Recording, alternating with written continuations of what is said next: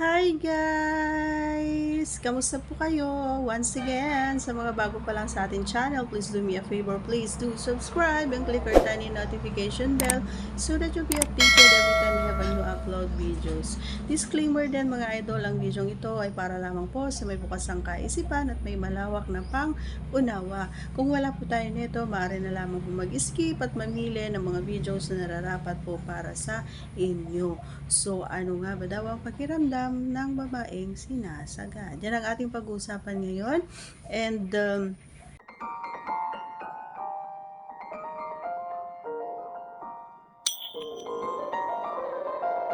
alam nyo kasi mga idol,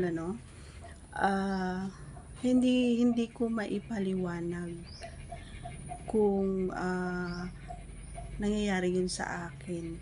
Alam mo, hindi naman kasi kapag naandun ka na talaga sa rurok, mga idol, hindi mo na ma-explain yung saya at yung sarap. Kapag yung naandun na talaga yung kapag sinasagad kasi ng lalaki, mga idol, ay yan na yung point na kung saan ay alam niyang malapit na siya. At yan na rin yung point, alam niya na napapasaya niya na yung partner niya. Kasi sa amin ng partner ko ay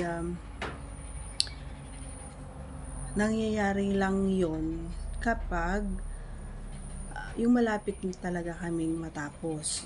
Yung sa una kasi dapat dahan-dahan. Then pag binilis-bilisan niya na with sabay ng sagad, talaga na alam ko na malapit na siya. And ganun din ako, halimbawa ako yung nasa ibabaw niya, ganun din, binibilisan ko at sinasagad ko na talaga siya kapag alam ko na malapit na ako. And walang labis, walang kulang, hindi ko maipaliwanag kung gaano siya kasarap.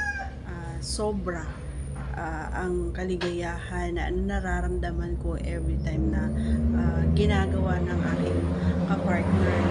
Ayan. So, napakaingay ng mga motorista. Ayan. So far kasi, alam niyo naman na nasa tabing kalsada tayo, kaya dinig-dinig lahat ng mga dumadaan. And minsan, yan, naririnig nyo rin minsan may mga hayop na, na nagtitilaok, nagtatahol, nagmeme-me, ganyan. So, nandito na lahat sa malapit sa bahay. Eh, pagpasensyahan nyo na. Anyway, hindi naman yun yung topic natin. Kung gaano nga ba daw, or ano nga ba daw yung nararamdaman ko. Siyempre, masarap at masaya ako every time na ginagawa sa akin doon. And yun, hindi naman may pagkakaila, no? Kasi basta nangyayari na yon or nagagawa na yun ang partner ko is patapos na kami noon. Okay? Ikaw ba, idol? Nagagawa mo ba ito sa partner mo? Baka hindi pa. Baka hanggang kalahati lang. So, ano pang hinihintay mo? Itodo mo na. Sagad mo na. Para naman, sumaya siya. Okay?